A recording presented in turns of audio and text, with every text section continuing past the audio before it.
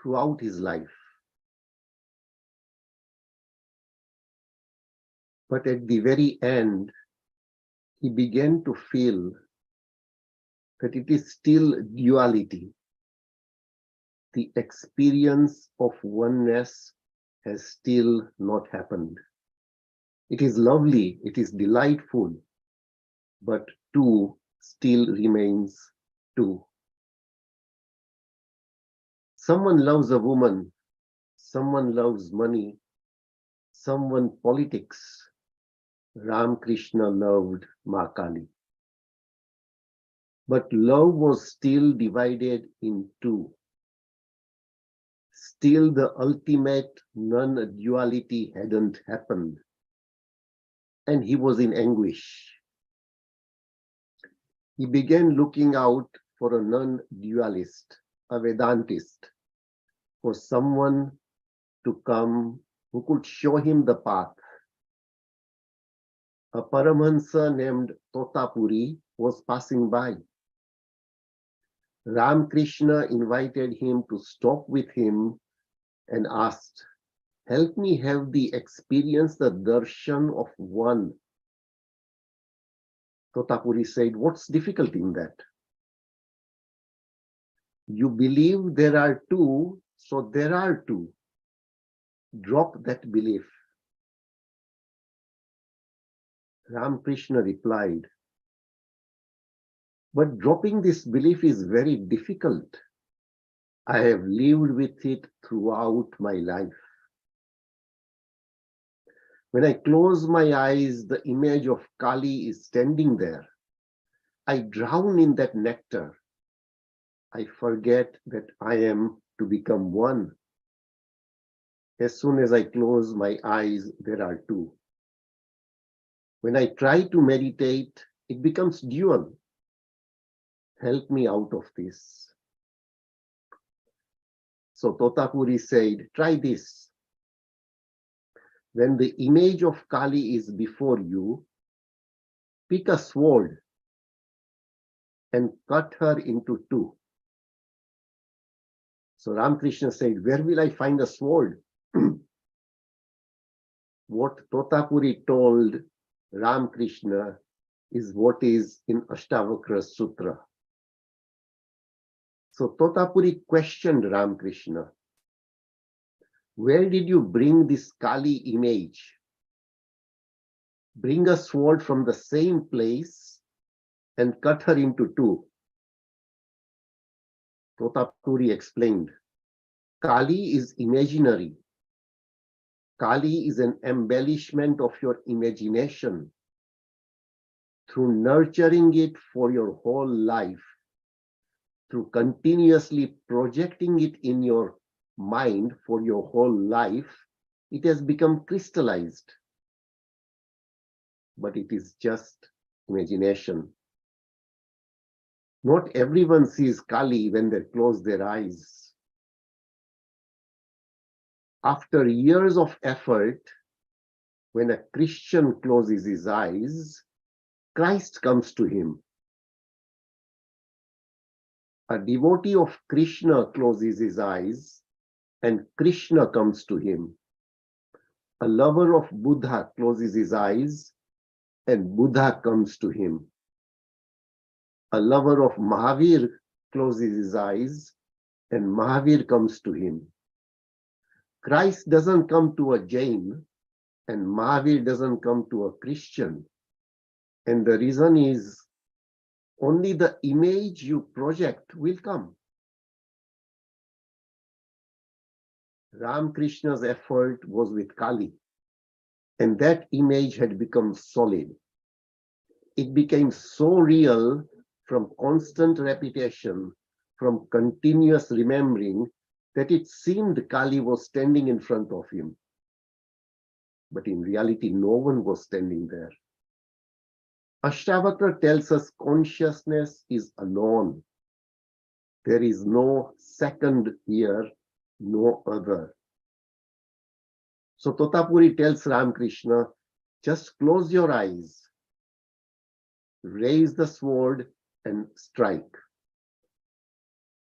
Ramakrishna closed his eyes, but as soon as he closed them, his courage vanished. Raising his sword to kill Kali, the devotee has to raise his sword and strike God. It was too hard. To renounce the world is easy. But when you have established a deep image in the mind, when you have created poetry in the mind, when the mind's dream has become manifest, then it is very difficult to renounce it. The world is like a nightmare, but a dream of devotion, a dream of feeling is not a nightmare. It is a very sweet dream. How can one drop it? How can one break it? Tears would start flowing from Ramakrishna's eyes and he became ecstatic. Ramakrishna's body would begin shaking, but he didn't raise his sword. He would completely forget about it. Finally, Totapuri said, I've wasted many days here. It's no good. Either you do it or I'm going to leave. Don't waste my time. I've had enough of this nonsense.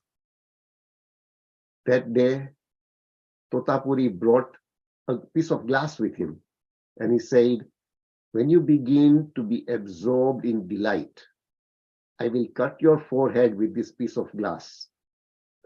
When I cut your forehead, gather courage inside, raise your sword and cut Kali in two. This is the last chance. Otherwise, I'm not staying here anymore. Totapuri's threat of leaving and the thought that it is difficult to find such a master made Ramakrishna think. Totapuri must have been like Ashtavakra. Ramakrishna closed his eyes and Kali's image appeared to him.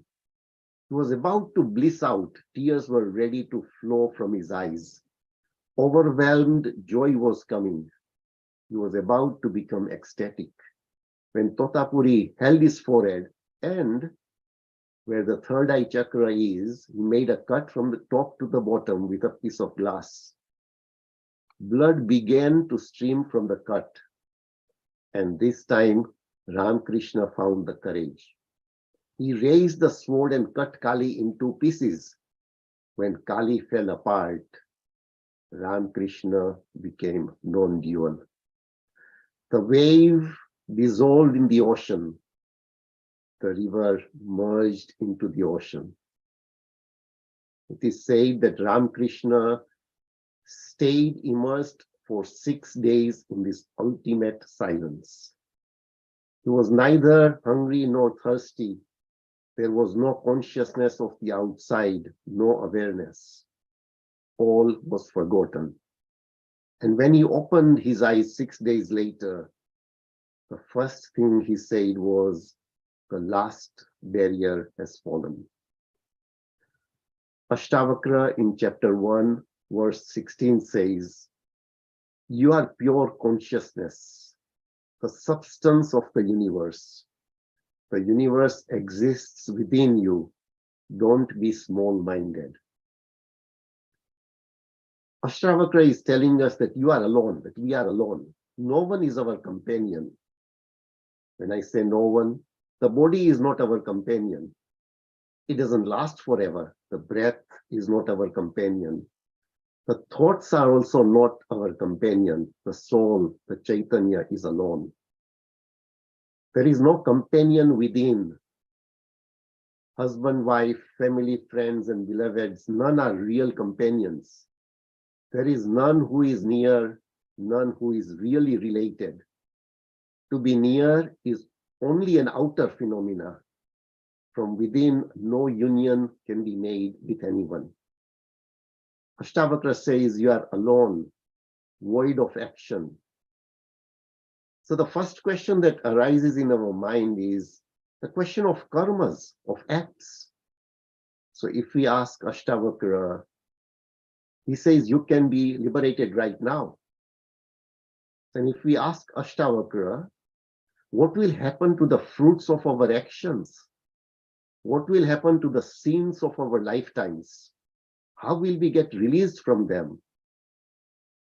Ashtavakra's response will be, you have never done them. Out of hunger, the body may have done something. Out of vital energy, life may have done something. Out of its own needs, the mind may have done something. But the Chaitanya, the soul, has done nothing. He will tell us that you are ever aloof in non-doing. Doing has never happened through the soul. You are the observer of all actions. And therefore, he will tell us liberation is possible right now. If we step back and think about it, if we had to destroy the whole web of actions that we have performed for infinite lives, can we ever think of becoming liberated? It's impossible. If we have to be released from all these actions, the release will take an infinite time. And during that infinite time, we can't be sitting idle. We will do something. So those actions will again start accumulating. This chain is endless. This chain can never finish. It can never come to an end. That is why Ashtavakra says, to be free, you have to be free of actions. If we think we have to be free of actions, then liberation can never happen. Ashtavakra tells us liberation can happen because you cannot become free, you are free. And he says the existence of liberation is the proof that the being has never actually done any act. Ashtavakra tells us, neither are you a sinner, nor are you a saint. Neither are you a sinner, nor are you a saint. Neither are you virtuous, nor are you unvirtuous. Neither is there hell anywhere, nor is there heaven anywhere. He tells us you've never done anything. You've only seen dreams. You only thought you were doing. You were sleeping within, the body was doing. Those bodies did things long ago. How can the fruit of those actions be yours? Because he says you were sleeping inside. The mind acted. The mind that acted is disappearing every second. So Ashtavakra tells us you are alone, void of action, self-illuminated and innocent. We need to throw away what the Pandits and the priests have taught us. We, in our nature, are innocent. The priests their teaching has been very harmful. They have actually made us sinners. They have taught us in 1,000 ways that we are bad. We are filled with humiliation and guilt. Ashtavakra says we are innocent. We have committed no wrong.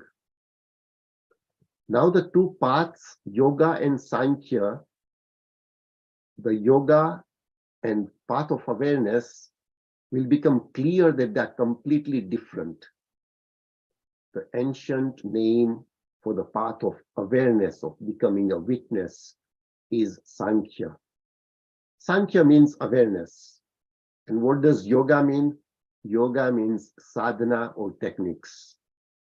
Sankhya means simply wake up. Nothing needs to be done. Yoga means there is much to be done before awakening will happen. In yoga, there are means. In Sankhya, there is only the end. In Sankhya, there is no path, only the destination, because you have never left the destination to go anywhere else. You've just been sitting in your inner temple. You don't have to come back, only to know that you have never gone anywhere. That is why Ashtavakra says, you are alone, void of action, self-illuminated and innocent. Your bondage is this, that you practice samadhi. They are bound only by this. that you are seeking liberation. The search for liberation is creating a new bondage. A man is enslaved by the world, then he freaks out and begins to seek liberation. Here he renounces his house, renounces his family, renounces business and money. Then he is actually enslaved in a new bondage. He becomes a monk. New restrictions, how to move, how to sit, how to eat, how to drink. He creates a new slavery. A monk's condition is like that of a prisoner. A monk is not free because a monk thinks first he has to accept restrictions to become free. To become free, no restrictions are needed. Thank you, everyone, for joining this wisdom sharing session. If anyone has got anything to share, any experience or anything that you would like to ask, feel free to unmute yourself and switch on your video if you feel appropriate. Thank you.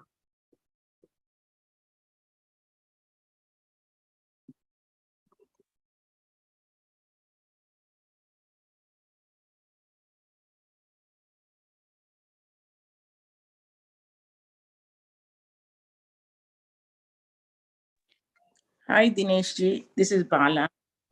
Namaste.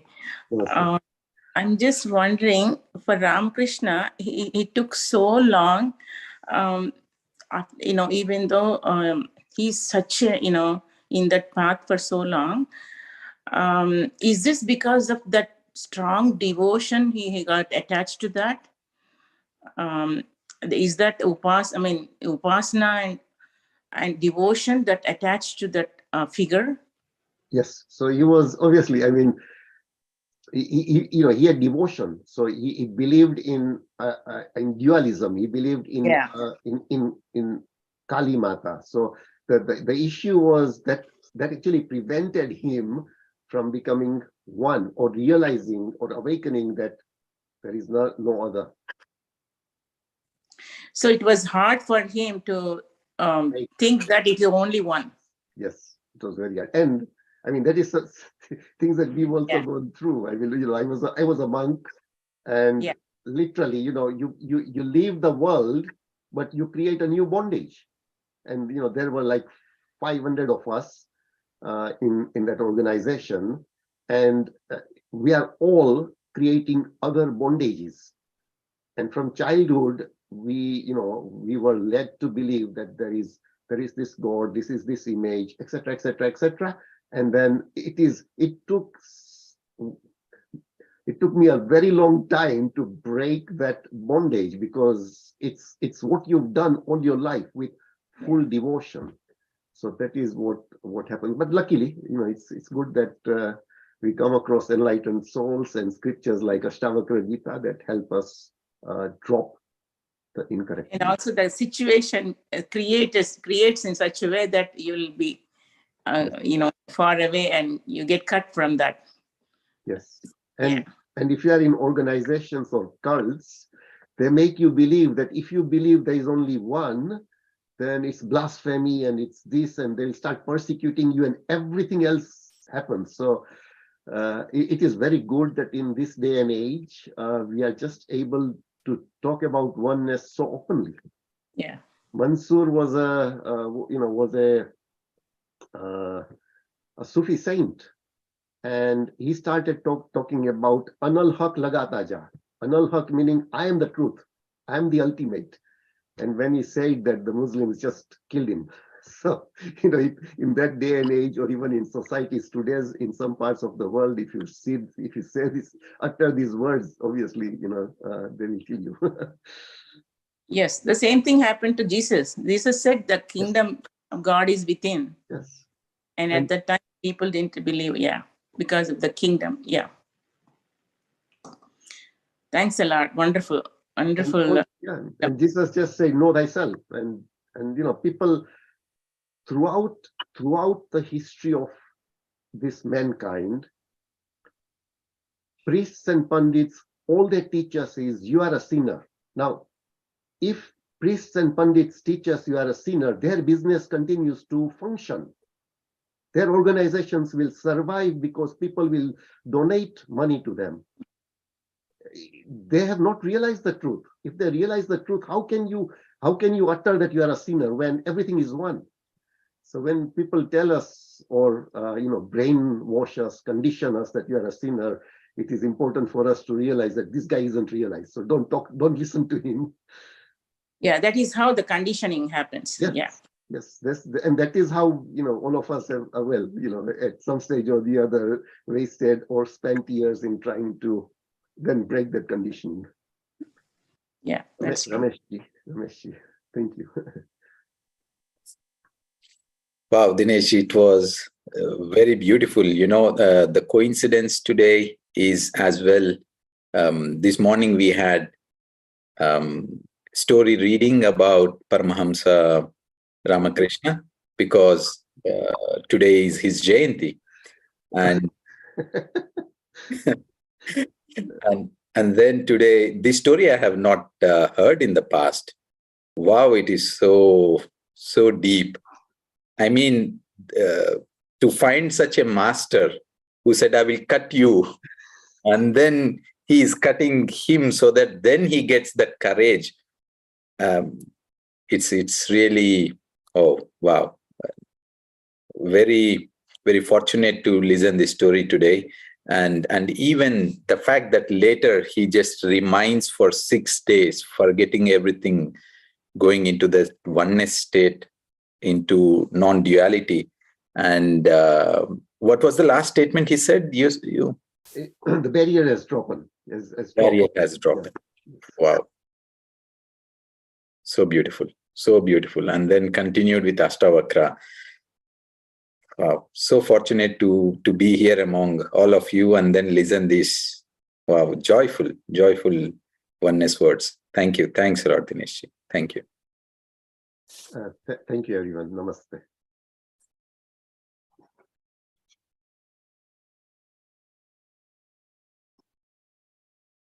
Over to you, Rameshji. Okay. Perfect. Thank you, Master. So let us all dwell on the beautiful stories and the wisdoms that are being shared here. Lot to look into ourselves, lot to learn and live these truths that are being shared. So thanks again, Dinesh, and thanks everyone for being here together. So we meet tomorrow morning at 6 a.m. Germany time for a morning meditation and wisdom sharing with Master Ranjaniji. Thank you. Thank you all. Namaste.